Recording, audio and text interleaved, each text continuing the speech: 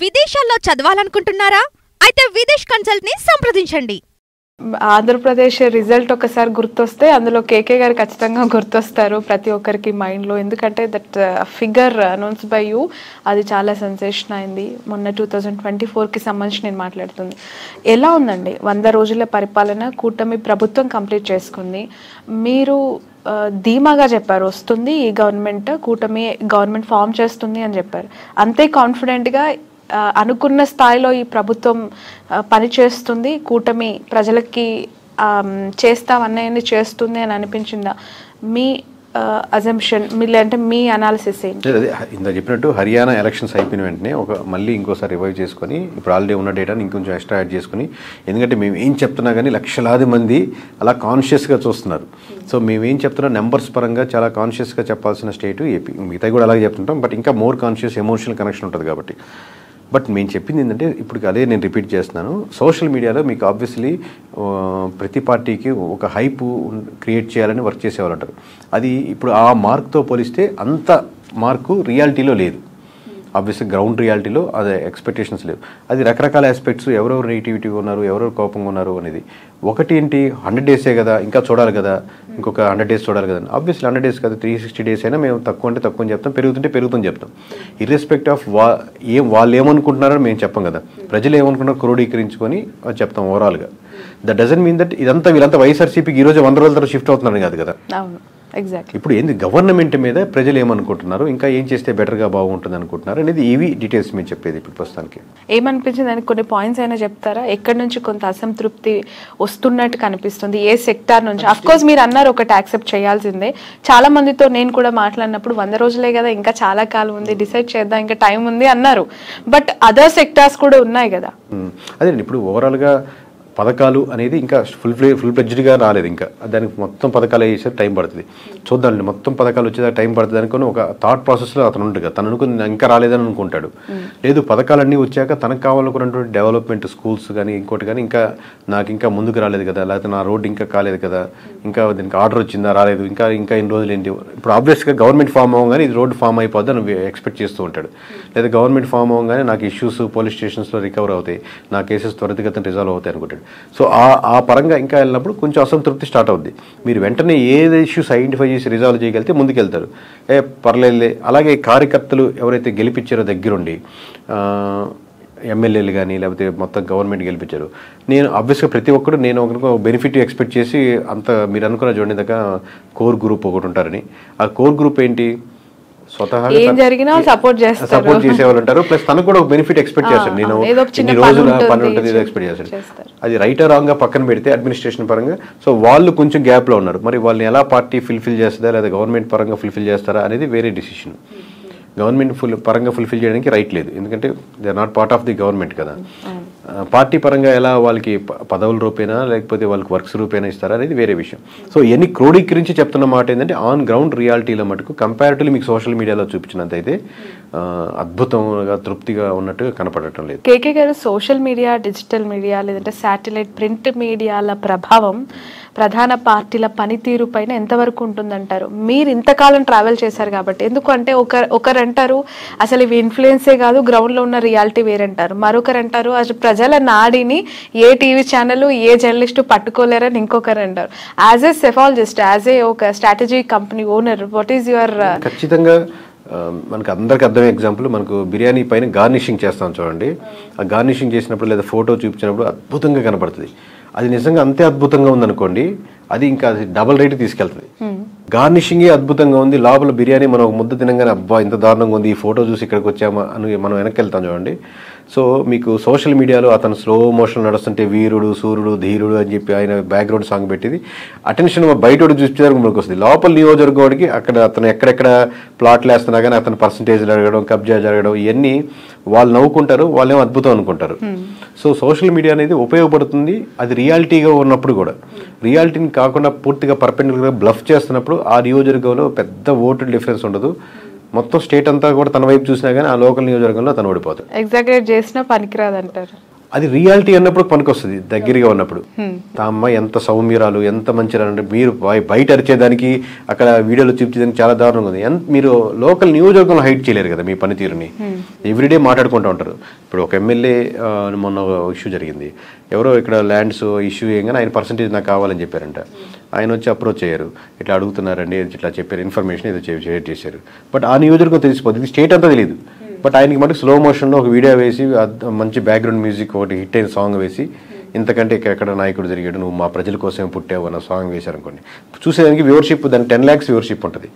రేపు పొద్దున అలా అంత ఓటింగ్ దాంట్లో పడదు కదా. సో ఈ సెఫాలజిస్ట్లని ఇలాంటి కంపెనీస్, ఒక ఐపాక్ అవ్వచ్చు, ఒక ప్రశాంత్ కిషోర్ అవ్వచ్చు, ఒక కేకే కావచ్చు, ఒక ఆరా మస్తాన్ కావచ్చు, ఇలాంటి కంపెనీలని నమ్ముకోవద్దు. మీరు మీకుండే క్యాడర్ని, మీకున్న కార్యకర్తల్ని, మీకున్న నాయకుల్ని నమ్ముకోండి అని చెప్పి మొన్న ఎలక్షన్స్ జరిగిన తర్వాత వైసీపీ పార్టీకి సంబంధించిన చాలామంది సోషల్ మీడియాలో పోస్టులు పెట్టారండి. మీడియాను కూడా నమ్మొద్దు ఎట్ ఎనీ కాస్ట్ అని చెప్పి. ఏకీభవిస్తారా? అంటే పార్షియల్లీ కరెక్ట్. అంటే ఫస్ట్ ఆఫ్ ఆల్ మీకు మీ యాడ్ లీడర్గా ఉన్నారనుకోండి, నేను మామూలుగా చెప్తున్నాను, you know better than us అనుకోండి. మీకు బాగా తెలుసు ఎక్కడెక్కడ వీక్ పాయింట్స్ ఉన్నాయి, ఎక్కడెక్కడ కరెక్ట్ చేసుకోవాలి, నేను ఎలా ముందుకు వెళ్ళాలనుకోండి. సో మీకు ఎవరు సపోర్ట్ అవసరం లేదు. మీరు ఎవరితో టేస్ట్ ఎందుకు చూపిస్తారు, కొంచెం ఉప్పు ఎక్కువైందని నేను అనుకుంటాను, నాకు బాగానే ఉందని. ఒకసారి బయట వాళ్ళకి కూడా మనం చూపిస్తాం కదా, టేస్ట్ చూపించి ఎలా ఉంది అని అడుగుతాం. లేదా కరెక్షన్స్ చెప్తారు ఒక మాస్టర్గా, ఎందుకంటే ఇట్లా 4-5 చోట్ల చూసేవాడు ఇది కరెక్షన్ చేస్తే బాగుంటుంది, ఇక్కడ మీరు ఈ వర్గంతో బాగా దూరంగా ఉన్నారండి, వీళ్ళు ఇలా అనుకుంటున్నారు. ప్రాపర్గా చేసి మీకు ప్రాపర్గా ఫీడ్బ్యాక్ ఇచ్చి ఇన్పుట్స్ చెప్పగలిగితే బాగుంటుంది. లేదు మీరు అద్భుతం అని చెప్పి వాళ్ళు అద్భుతం అనుకోని ఇద్దరు ఇది సన్నాసి రాసి బూడిది రాసినట్టు ఇద్దరు అద్భుతం అంటే ఏం పెద్ద రిజల్ట్ ఏమో ఉండదు దాంట్లో. నిజంగా మేము ఇప్పుడు సోషల్ మీడియా సైడ్ వెళ్ళాం. అందుకే ఇప్పుడు మేము స్ట్రాటజికల్ పార్ట్నర్గా ఎవరితో మాట్లాడుతున్నా, ఇంతమంది మీరు వచ్చినప్పుడు ఎవరు చూస్తుంటారు కదా, వాళ్ళతో మేము సోషల్ మీడియా వైపు వెళ్ళాం. ఎందుకంటే సోషల్ మీడియా ఏంటింది, వాళ్ళు లేనిది ఉన్నది క్రియేట్ చేసి వాళ్ళు అద్భుతం అని చూపించడానికి. అది కావాలంటే మీరు సెపరేట్ చేయించుకోండి. మేము only will take care of the నియోజకవర్గం ఏం కోరుకుంటుంది, ఎమ్మెల్యే నుంచి ఏం కోరుకుంటారు, ఎక్కడ గ్యాప్స్ ఉన్నాయి, ఎక్కడ ఫిలప్ చేసుకోవాలి. మీకు ఇండివిజువల్గా మీకు రెస్పాన్సిబుల్గా మీకు విధేయతగా ఉంటాం, కానీ మిమ్మల్ని అద్భుతం అని చూపించే దాంట్లో మేము ఉన్నాం. సో మేము రైటో కాదో అని వాళ్ళు డిసైడ్ చేసుకోవాలి. అది మేమే అద్భుతం అని చెప్పం. చంద్రబాబు నాయుడు గారి పరిపాలన 4.0 దిశగా ఉంటుంది, తన మార్కు చూపిస్తారు అని చెప్పి పదే ఆ పార్టీ నాయకులు చెప్తూ ఉంటారు కదా. ఎక్కడైనా టచ్ అయిందా అలాంటి మార్క్ పొలిటికల్ స్టెప్స్? అంటే ఇప్పుడే కదండి స్టార్ట్ చేసింది, ఇంక మొత్తం అదే ఆ మార్క్ లేదని ఇంకో టైం పడుతుంది. బట్ మేము చెప్పేది ఇప్పటికీ ఏమనుకుంటున్నారు అని చెప్తున్నాం. మాకు ఇంకా టైం కావాలి, తీసుకోండి, టేక్ యువర్ ఓన్ టైం. అది కాదు ఇప్పుడు ప్రస్తుతానికి ఏముంటుంది అనుకుంటున్నారు కూడా చూసుకోవాలి కదా. నాట్ 100 days అండి, every decision impact the government. Everyday day 1 నుంచి మీరు తీసుకునే నా మొదటి సంతకం దీని మీదే పెడుతున్నానంటే, ఇప్పుడు మామూలుగా 200 days తర్వాత పెట్టచ్చు కదా. సో మొదటి సంతకం దీని మీద పెడుతున్నారు, మొదట చేంజెస్ దేని మీద తీసుకొస్తున్నారు, పెన్షన్ మీద ఏమైనా డిసిషన్ తీసుకున్నారు, వాలంటరీ మీద ఎలా డిసిషన్ తీసుకున్నారు, ఎన్ని రోడ్స్ పడుతున్నాయి, every decision impact the vote banking. 100 days 200 days ఈ నెంబర్ కౌంట్కి మనం 100 రోజులు అనుకుంటున్నాం. రియాలిటీలో మీరు ఎవ్రీ నిమిషం తీసుకునే ఎవ్రీ మీటింగ్ తీసుకునే డిసిషన్ ఒక సర్టెన్ గ్రూప్ ఆఫ్ పీపుల్ మీద ఇంపాక్ట్ పడుతూ ఉంటుంది. ఆ ఓట్ బ్యాంకింగ్ లేదా గవర్నమెంట్ బాగా ముందుకెళ్ళడానికి ఉపయోగపడుతుంటుంది. కేకే గారు, సౌత్ టు నార్త్ చాలా స్టేట్స్ మీరు ట్రావెల్ చేస్తూ ఉన్నారు కదా. యాజ్ ఎ సెఫాలజిస్ట్ మీరు అక్కడ గ్రౌండ్ రియాలిటీస్ వింటున్నప్పుడు అనేక రకాల వార్తల గురించి మీరు వింటూ ఉంటారు. ఏపీలో రీసెంట్గా జరిగిన ఒక పొలిటికల్ బిగ్ డెవలప్మెంట్, అంటే బిగ్ కాంట్రవర్షియల్ ఇష్యూ అనాలి, అది తిరుపతి లడ్డూకి సంబంధించి. ఏంటండి, అంటే అది జరిగిందని నమ్ముతున్నారా, లేదంటే ఒక అపోహ కొట్టిపారేస్తున్నారా, నిజాలు బయటికి రావాలని కోరుకుని ఏమి? మూడో సెక్షన్ మీరు చెప్పినట్టు నేను ఏది ఇప్పుడు రియాలిటీకి దగ్గరగా ఉండాలి అంటున్నానండి. నా ఉద్దేశం ఏంటంటే, ఆబ్వియస్గా ఎనీ పొలిటికల్ పార్టీ పాలిటిక్స్ చేస్తుంది, కానీ అక్కడ చేరి మామూలుగా భజన కార్యక్రమాలు చేయదు కదా. పొలిటికల్ పార్టీ వైఎస్ఆర్సీపీ కావచ్చు, టీడీపీ కావచ్చు, జనసేన కావచ్చు, బీజేపీ, ఎనీ పొలిటికల్ పార్టీ పొలిటికల్గా దీన్ని మనం ఎలా ముందుకు తీసుకెళ్తే బాగుంటుందని ఒకటి తీసుకుంటే దాన్ని ఎలా ముందుకు వెళ్ళాలి నిర్ణయం తీసుకుంటాం. అది ఓకే, అది ఫేర్ ఎనఫ్. బట్ నేననేది ఏంటంటే, రియాలిటీ వైజ్గా కూడా ఎక్కడో మహారాష్ట్రలో చూసేవాడు రియాలిటీ ఏం జరిగిందో తెలుసుకుంటే అడ్వాంటేజ్ ఉంటుంది అనుకుంటున్నాను. ఎందుకంటే పలాని వాళ్ళు వీళ్ళు చేశారు, పలాని వాళ్ళు దీనివల్ల ఇష్యూస్ ఉన్నారు, దీని వెనకాల దీని ఉన్నారు అనేది. ఎందుకంటే అడ్మినిస్ట్రేషన్ మొత్తం ఇష్యూస్ మీదేగా ఉన్నారు కాబట్టి ఆ విధంగా వెళ్తే ఇంకా మోర్ అడ్వాంటేజ్ ఉంటుంది. ఎలాంటి మనం ఇంకా తీసుకోవాలి, ఇలాంటిది ఇంకెప్పటికీ రాకుండా ఉండాలంటే ఏం చేయాలి. అలాంటి కమిటీ ఆల్రెడీ స్టార్ట్ చేసినట్టున్నారు. అలాంటి త్వరితగతిన ఓన్లీ కమిటీ వైపుకే ఉండకుండా రియాలిటీలు ఇప్పుడు చాలా దగ్గరలో మనకి ఏమవుతుందంటే, స్పెషల్ జడ్జితో మనం ఒక సిట్టింగ్ కమిటీ వేసాము, లేకపోతే వాళ్ళు రిపోర్ట్ ఇస్తున్నారంట, కానీ వాళ్ళు నివేదిక ఇచ్చేది కొన్ని డిలే అయిపోతుంటే, కొన్ని నివేదికలు ఇచ్చినా కానీ దాని అప్లికేషన్లో అప్లై చేయడంలో చాలా డిలే ఉంటుంది. అలా కాకుండా ఇంకెప్పటికీ ఇలాంటి ఇష్యూస్ జరగకుండా ఉండేదానికి ఎంత స్ట్రెంథెన్ చేస్తే బాగుంటుంది అనేది కార్యరూపంలో నిజాయితీకి దగ్గరగా ఉంటే బాగుంటుంది. తప్పు జరిగింది, అది నిజాలు బయటికి రావాలని కోరుకోవడం ఓకే, కానీ అంటే అధికారం కోల్పోయిన ప్రతిపక్ష పార్టీనే చేసింది అని చెప్పి ఒక ఆరోపణ చేయటం వల్ల ఇందులో నష్టపోయింది ఎవరు అని మీకు కనిపిస్తుంది? లైక్ అంటే అక్కడ ఉన్న ప్రతిష్ట దెబ్బతింది అనుకుంటున్నారా, లేదంటే వీళ్ళకు పొలిటికల్గా కొంత ఫెచింగ్ పాయింట్ లా కనిపిస్తుందా, ప్రతిపక్షంకే నెగిటివ్ అయింది? అంటే ఇది రెండు యాంగిల్స్ అండి. ఒకటి, మనకు ఎక్కడైనా ఒక ఇష్యూ జరిగిందంటే అది మనం దానికి సంబంధించినటువంటి టీటీడీ కానీ ఇది బోర్డు మనం ఎవరికి రెస్పాన్సిబుల్, ప్రజలకి రెస్పాన్సిబుల్గా ఉన్నాం కదా ఈ టీటీడీ సంస్థ. సో టీటీడీ ఖచ్చితంగా వాళ్ళకి చెప్పాలి కదా అనేది ఒక టైప్ ఆఫ్ ఆర్గ్యుమెంట్.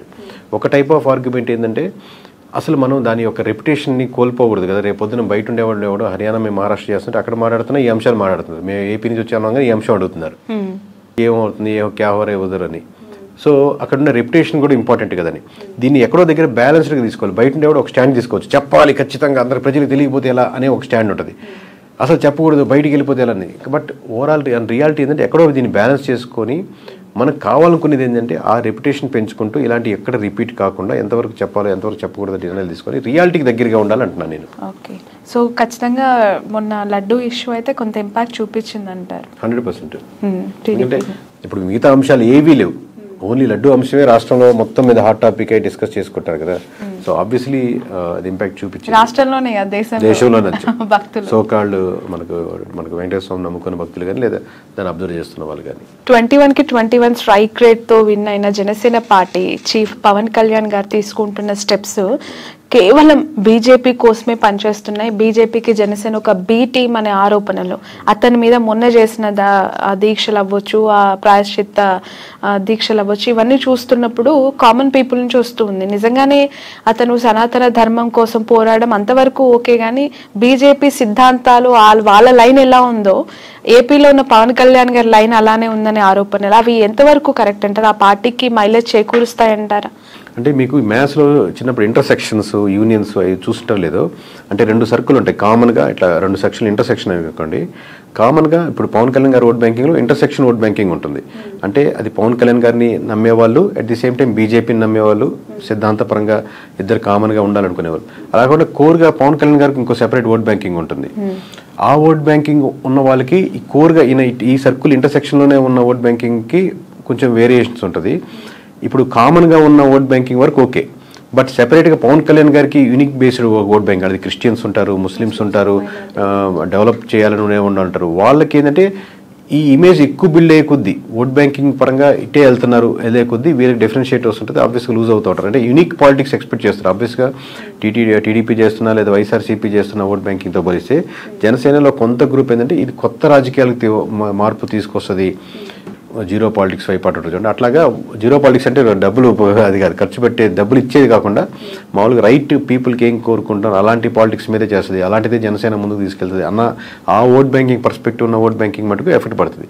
ఇంటర్సెక్షన్గా ఉండి తన తత్వాలు బీజేపీ తత్వాలు లేదా ఆలోచనలు ఒకటే ఉన్న ఓట్ బ్యాంకింగ్ ఏదైతే ఉంటుందో వాళ్ళకి మటుకు అడ్వాంటేజ్ ఉంటుంది, కరెక్ట్గా చేస్తున్నారు పవన్ కళ్యాణ్. పార్టీ పర్సెప్షన్ లో చూస్తే అలాంటి ఓట్ బ్యాంక్ ఇంత ఇనిషియల్ స్టేజ్ లో దూరం చేసుకోవడం అంటే వేరీ చేసుకోవాలండి. మనం ఎంతవరకు దీన్ని స్ట్రెచ్ చేయొచ్చు, ఎంత ముందుకు వెళ్తే బాగుంటుంది. మనం 21 సీట్లు గెలిచాం, నెక్స్ట్ టైం ముందు మొత్తం గెలవాలంటే ఎన్ని గెలుచుకోవాలి. ఓవరాల్గా కంట్రీలో బీజేపీ యొక్క పరిస్థితి ఇప్పుడు ఎక్కువ బీజేపీ లూజ్ అవుతుంది అనుకోండి, దాంతోపాటు దాని మీద నిలబడ్డ వాళ్ళు కూడా లూజ్ అయిపోతూ ఉంటారు. సో ఎప్పుడు ఏ స్టాండ్ తీసుకోవాలి, ఎలా వెళ్తే బాగుంటుంది, ఎంత దూరం వెళ్తే బాగుంటుంది, ఏ ఇష్యూని ఎంతవరకు స్ట్రెచ్ చేయాలనేది చాలా జాగ్రత్తగా, ఇలాంటి అందులో సెన్సిటివ్ టాపిక్స్ వచ్చినప్పుడు చాలా జాగ్రత్తగా హ్యాండిల్ చేయాల్సి వస్తుంది any political party. Okay, political పార్టీస్ని ఫ్లోట్ చేసే సినిమా హీరోస్ యొక్క పొలిటికల్ సస్టైనిటీ ఎంతవరకు ఉంటుందంటారు? ఇక్కడ ఏపీలో పవన్ కళ్యాణ్ గారిది మనం చూసాము, ఆఫ్టర్ ఆల్మోస్ట్ 14.5 years తనకు ఒక మంచి విక్టరీ వచ్చేసింది. అక్కడ ఇప్పుడు అగైన్ మళ్ళీ మనం తమిళనాడులో విజయ్ గారి పార్టీ చూస్తూ ఉన్నాము. సో ఎట్లా ఉంటుందంటారు వాళ్ళ గ్రోత్? అంటే ఒక్కటండి, ఇప్పుడు ఎనీ పొలిటికల్ పార్టీ వీళ్ళకి అడ్వాంటేజ్ ఉంటుంది. ఇంత సినిమాలు చెప్పినట్టు చాలా రోజులుగా first day openings, first show openings వరకు ఉపయోగపడుతుంది. వన్స్ ఒకసారి గెలిచేసాక, ఇప్పుడు గెలిచే వరకు 14 సంవత్సరాలు అక్కడ విజయ్ గారు స్టార్ట్ చేస్తున్నారు, లేదా గెలవచ్చు, లేదా ఎంజీఆర్ కావచ్చు, ఎన్టీఆర్ గెలిచిన తర్వాత వాళ్ళు తీసుకునే నిర్ణయాలను బట్టి ఇంకా మళ్ళీ సినిమా స్టార్ ఓటేరు. ఇప్పుడు నేను రాజశేఖర రెడ్డి కొడుకుని అని చెప్పినప్పుడు ఫస్ట్ టైం ఉపయోగపడుతుంది, నెక్స్ట్ టైం రాజశేఖర రెడ్డి కొడుకుగా ఓటేరు. అంటే మీరేం చేశారు, అదే అలాగే హీరోగా నేను అభిమానిస్తున్నాను, హీరోగా ఓటేసాను, నెక్స్ట్ టైం ఇంకా అది ఉపయోగపడదు. నెక్స్ట్ టైం మీరు ఏం చేయగలిగారు, ఏం చేశారు, ఏ నిర్ణయాలు తీశారు, నా మార్క్ ఆఫ్ పాలిటిక్స్ ఏంటి, అబ్బా ఇది పవన్ కళ్యాణ్ తీసుకున్న నిర్ణయం, ఇది తన బ్రాండ్, ఈ చేంజెస్ మటుకు తన వల్లే వచ్చాయి, తను లేకపోతే ఇది ఇంపాసిబుల్ కేసు అన్న పీపుల్లో చేంజెస్ ఏం కనపడుతున్నాయని బట్టి 21 నుంచి 41 వెళ్ళడమా, 71 వెళ్ళడమా, లేదా 21 కూడా తగ్గడమా అనేది ఆధారపడుతుంది. ఈ 2029 చాలా దూరంగా ఒకసారి ఆలోచించి క్వశ్చన్ ముందుగానే అడగాల్సి వస్తుంది. 24 కంప్లీట్ అయిపోయింది. ప్రతిపక్షంలో జగన్మోహన్ రెడ్డి గారికి 40% ఓట్ బ్యాంక్ ఉందని ప్రతిసారి మాట్లాడుతూ ఉన్నారు. 29 సినారియో ఇదే కూటమి వర్సెస్ జగన్ గా ఉండబోతూ ఉన్నాయా ఎలక్షన్స్, లేదంటే Janasena will be back with BJP అయ్యే అవకాశం ఏమైనా కనిపిస్తుంది? చెప్పండి, చాలా లాంగ్ రన్ అండి. ఒకటి మటుకు ఫేవరింగ్ ఏంటంటే కాంగ్రెస్ చాలా బలపడుతుంది ఏపీలో కాదు, మొత్తం ఆల్ ఓవర్ ఇండియాలో. దాని ఇంపాక్ట్ అన్ని స్టేట్స్ లోనూ ఉంటుంది. ఆబ్వియస్లీ ఇప్పుడు బీజేపీకి 1% 2% ఉంది కదా, బీజేపీకి ఎవరు ఓట్లు వేస్తారు అనుకున్న స్టేజ్ కాడి నుంచి ఇప్పుడు ఎంపీలు కానీ ఎమ్మెల్యేలు కానీ గెలుచుకుని అసోసియేట్ ఉంటే బాగుంటుంది కదా అని ఉంటుంది. ఎందుకంటే ప్రతి స్టేటు సెంట్రల్లో గెలిచే పార్టీతో అసోసియేట్ అవ్వాలని కోరుకుంటా ఉంటారు. Both are came from the ఒకే ఒక బ్రీడ్ నుంచి వచ్చిన వాళ్ళు, కాంగ్రెస్ కానీ వైఎస్ఆర్సీపీ కానీ. సో ఎంత కాంగ్రెస్ డెవలప్ అవుతా ఉంటే వైఎస్ఆర్సీపీకి తెలియకుండా డైరెక్ట్లీ ఆర్ ఇండైరెక్ట్లీ అంత ఫెచ్ అవుతూ ఉంటుంది. బీజేపీ యొక్క ఓట్ బ్యాంకింగ్, వైఎస్ఆర్సీపీకి ఉన్న ఓట్ బ్యాంకింగ్ కంప్లీట్లీ వేరే different set of vote banking. ఏముందో వైఎస్ఆర్సీపీ బీజేపీతో అసోసియేట్ అయినా లేదా ఉన్నప్పటికీ కూడా డైరెక్ట్లీ ఆర్ ఇండైరెక్ట్లీ ఇంతకుముందు వరకు. బట్ డైరెక్ట్గా వచ్చి నేను బీజేపీతో అసోసియేట్ అవుతున్నాను, బీజేపీ చేసేది రైటే, బీజేపీతో పార్టీతో మనం కలిసి ఉంటాం అని ఓపెన్ స్టేట్మెంట్ కానీ ఓపెన్గా వెళ్ళారు. ఎందుకంటే రెండు విభిన్నమైనటువంటి vote banking. But it comes to Congress తనకు ఒక ఫేవర్ ఉంటుంది, ఎందుకంటే ప్యారలల్ ఓట్ బ్యాంకింగ్, రెండు భావజాలం కానీ ఓట్ బ్యాంకింగ్ కానీ. సో అది ఎంత అడ్వాంటేజ్ అయితే అంత వైఎస్ఆర్సీపీకి ఫెచ్ అవుతుంది. So at the same time other side కూడా మన డెవలప్మెంట్ బాగుంటే వీళ్ళకి ఫెచ్ అవుతుంది. లేదు ఓన్లీ బీజేపీ తోనే అవుతుందంటే నష్టపోయేదానికి ఆస్కారం ఉంటుంది.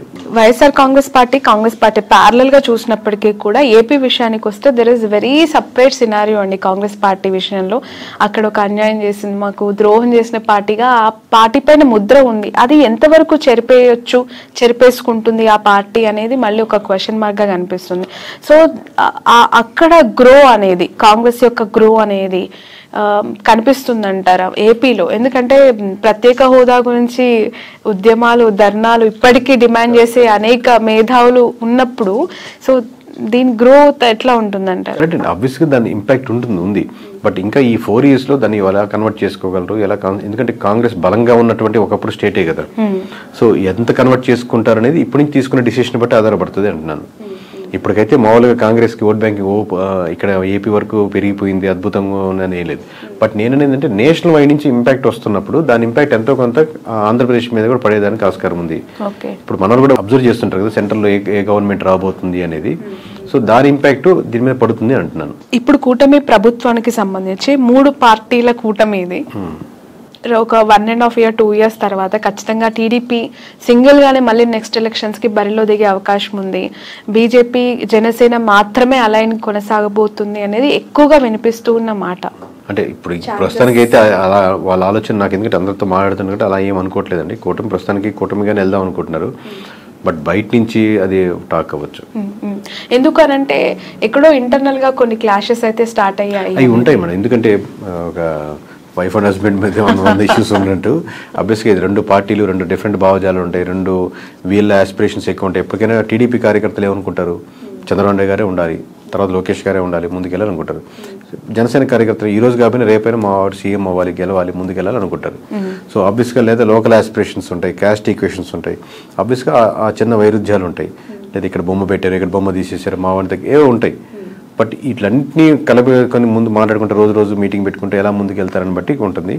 బట్ కలిసి ఉంటే వాళ్ళకున్న బలం విడిపోతే ఇద్దరికి ఉండదు. ఓకే. బట్ ఈ మధ్య కాలంలో చూస్తున్న political developments towards Janasena more curious అండి. బాలినేని గారు జాయిన్ అవ్వటం, ఉదయ్ భాన్ గారు జాయిన్ అవ్వటం, వస్తున్న సీనియర్ లీడర్స్ జాయిన్ అవుతూ ఉన్నప్పుడు why not TDP, why Janasena అనే క్వశ్చన్ అక్కడ మనకు రేజ్ అవుతుంది. అంటే అక్కడ ఉన్నటువంటి సమీకరణాలు బట్టి ఫ్యూచర్లో ఇదైతే బాగుంటుంది కదా, అక్కడ ఉన్న క్యాస్ట్ ఈక్వేషన్స్ అన్నీ పెట్టి జాయిన్ అవుతారండి. ఇంతకుముందు బాలినేని గారు కూడా ఇప్పుడు అంతకుముందు టీడీపీ నుంచి ఆఫర్ వచ్చింది, లేదా జనసేన నుంచి ఆఫర్ వచ్చి ఉండొచ్చు, లేదా ఇప్పుడు అయిపోయిన తర్వాత ఇప్పుడు ఆల్రెడీ టీడీపీ నుంచి వాళ్ళు క్యాండిడేట్ ఉన్నారు కదా, గెలుచున్నారు కదా, మనం నెక్స్ట్ జనసేనకి అయితే బాగుంటుందని లోకల్ సమీకరణాలు పట్టుకొని ఆ డెసిషన్ తీసుకుంటా ఉంటారు ఎనీ ఎమ్మెల్యే. బట్ ఈ జాయినింగ్స్ అనేవి ఈ టూ పార్టీస్ మధ్య ఏమి క్లాషెస్ కి దారి తీయదా మోర్ అంటే ఎందుకంటే ఆల్రెడీ ఒక పెద్ద పార్టీ ఇద్దరికి ఒక అండర్స్టాండింగ్ ఏంటంటే అండి, ఇప్పుడు మీకు ఇందాక వైఫ్ అండ్ హస్బెండ్ ఎగ్జాంపుల్ ఏంటంటే మీకు ఒక పిల్లలు వైఫ్ అండ్ హస్బెండ్ మీకు కామన్ గోల్ ఎక్కువ ఉంటుంది. At the same time me individual మీకు కొన్ని లక్ష్యాలు ఉంటాయి, మీకు ఆయనకు ఎక్కువ లక్ష్యాలు ఉన్నట్టు. ఇక్కడ ఏమవుతుందంటే ఆబ్వియస్లీ రేపు పొద్దున్న నా పార్టీ బలోపేతం చేసుకోవాలని ఇరు పార్టీలకి ఉంటుంది, ఇరు పార్టీ లీడర్లకి ఉంటుంది. సో ప్యారల్గా ఒకటి మీకు తెలిసినా ఒకటి తెలియకపోయినా రెండు పార్టీలు తన పార్టీ బలోపేతం చేసుకోవాలని వర్క్ చేసుకుంటూ ఉంటాయి. దాంట్లో ఎటువంటి సందేహం లేదు. ఎన్నికలకి ముందు వైఎస్ఆర్సీపీ నుంచి చాలా మంచి లీడర్స్, సీనియర్ ఫైనాన్షియల్ స్ట్రెంగ్త్ ఉన్న లీడర్స్ని వైసీపీ పోగొట్టుకుంది. అది ఎంతవరకు కారణం అనేది ఇప్పటికి కూడా వాళ్ళు తెలుసుకున్నారో లేదో తెలియదు, కానీ బాలినేని లాంటి సీనియర్ లీడర్స్ ఇప్పటికీ కూడా వెళ్ళిపోతూ ఉన్నారు. వాట్ ఈజ్ వైసీపీ ఫ్యూచర్ అండి, వైఎస్ఆర్సీపీ భవితవ్యం? అంటే ఇంతమంది 11 వచ్చినప్పటికీ కూడా కొంతమంది ఓడిపోయినా సీనియర్స్, ఇప్పుడు బొత్స గారు అవ్వచ్చు, పెద్దిరెడ్డి గారు అవ్వచ్చు, విజయసాయి రెడ్డి, ఇలాంటి పెద్ద సీనియర్ లీడర్స్ ఉన్నారు.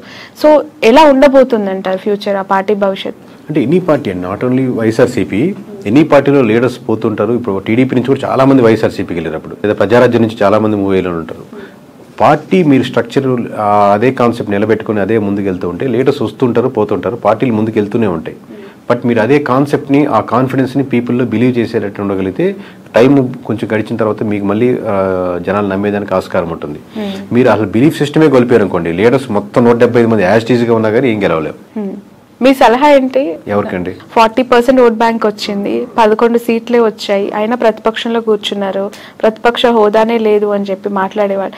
మీరు ఒక కేకే కన్సల్టెన్సీ నుంచి యాజ్ అ సీఈఓగా జగన్మోహన్ రెడ్డికి కావచ్చు, వైఎస్ఆర్సీపీకి కావచ్చు, వెళ్తాం అనుకునే లీడర్స్ కావచ్చు, వాట్ ఈస్ యువర్ అడ్వైస్? ఒక్కొక్క ఇండివిజువల్ ఎమ్మెల్యేకి ఒక్కొక్క నియోజకవర్గం బట్టి ఆబ్వియస్గా మేము ఇదే టెక్నికల్గా మేము ఇదే వాళ్ళ దగ్గర మనం చార్జ్ చేసి తీసుకొని అక్కడ వర్క్ చేసి సర్వే చేసి ఏది కరెక్ట్ ఉంటుంది, బాగుంటుంది, ఏది గెలిస్తే బాగుంటుంది అని చెప్తుంటాం. బట్ మీరు జనరలైజ్ స్టేట్మెంట్ అడుగుతున్నారు కాబట్టి ఇమీడియట్గా చెప్పలేదు. కొంతమంది ఏంటంటే అండి, నేను మళ్ళీ నెక్స్ట్ టైం గెలవాలి అనేది వస్తుంటారు. ఈ పార్టీ కాబట్టి ఏ పార్టీ అయినా గెలవాలి, నేను గెలిస్తే చాలు, ఏ పార్టీ అయినా పర్లేదు అది చెప్పండి అంటుంటారు. సో ఓవరాల్గా మీకు ఎక్కడైనా సరే ప్రజలు ఏం కోరుకుంటున్నారో ఆ ప్రజల పర్స్పెక్టివ్లో మీరు వర్క్ చేస్తున్న రెడీగా ఉందా లేదా, ఫ్యూచర్లో నాకు ఇక్కడ అవకాశం ఉంది అనుకుంటే రైట్. పార్టీ యాంగిల్లో ఇది జనరలైజ్ స్టేట్మెంట్ చెప్పండి. అంటే జగన్ గారు ఏం చేస్తే ప్రతిపక్షంలో ఇంకా బెటర్ గా వాళ్ళు ఫైట్ చేయొచ్చు? ఎవరైనా అంటే ఇప్పుడు వీళ్ళు సిట్టింగ్ అన్న అపోజిషన్ ఒకటే, దీంట్లో ఏం పెద్ద ప్రిన్సిపల్లో ఏం తేడా లేదు. దీంట్లో మనం చెప్పేది గ్రౌండ్ రియాలిటీలో ఎటువంటి ఇష్యూస్ ఉన్నాయి, ప్రజలకు ఎక్కడెక్కడ మద్దతు కావాలి, ఏ వర్గాలకి నేను నిలబడాలి, అన్ని వర్గాల్లో నేను నాయకుడిగా నేను నిలబడాలి. నేను కాదు, నేను లీడర్స్ కాదు. లీడర్ ఎప్పుడు ఇంకా గొప్ప లీడర్ అవుతా అంటే మీరు ఎంతోమంది లీడర్స్ని రకరకాల సెక్షన్స్లో తయారు చేసినప్పుడు గొప్ప లీడర్ అవుతారు. అది ఇప్పుడు నేను రిక్రూట్ చేసుకుంటున్నాను, ఇప్పుడు మేము ఇంట్రెస్ట్ చేస్తా ఉన్నాను. ప్రతి ఇంటర్వ్యూలో నేను చూసుకునేది అంశం ఏంటంటే నాకంటే ఇతనికి లేదా అమ్మాయికి ఎక్కువ టాలెంట్ టెక్నికల్గా ఈ విషయంలో ఉందా, లేదా ఆల్రెడీ ఉన్న వాళ్ళకంటే ఎక్కువ టాలెంట్ ఉందా అని చూసుకుని లీడర్ అవుతాడు. నాకంటే ఎక్కువ టాలెంట్ ఉండకూడదు, నేనే లీడర్ ఉండాలి అనేది కంటే కూడా ప్రతి నియోజకవర్గంలో ప్రతి అంశంలో నాకంటే వాక్చాతుర్యంలో కానీ, మాట్లాడే విషయంలో కానీ, సబ్జెక్ట్ నాలెడ్జ్లో కానీ, మాట్లాడితే కరెక్ట్గా మాట్లాడే పర్సన్స్ కానీ, అంటే అపోజిషన్ కూడా చాలా టెక్నికల్గా మాట్లాడుతున్నాడు, చాలా రైట్ ఇతను, ఓన్లీ అరిచేసి ఏదో తిట్టేసినట్టు కాకుండా అలాగా టెక్నికల్ సబ్జెక్ట్ ఉండే లీడర్స్ని మీరు డెవలప్ చేయగలిగితే ఈ ఉన్న 4-5 సంవత్సరాల్లో మీరు మళ్ళీ గవర్నమెంట్ ఫామ్ చేయడానికో లేదా మీరు ముందుకు రావడానికో తేడా ఉంటుంది. కానీ ఇదే పద్ధతిలో వెళ్తే, ఇదే లైన్లో వెళ్తా ఉంటే మళ్ళీ మీకు కష్టమే.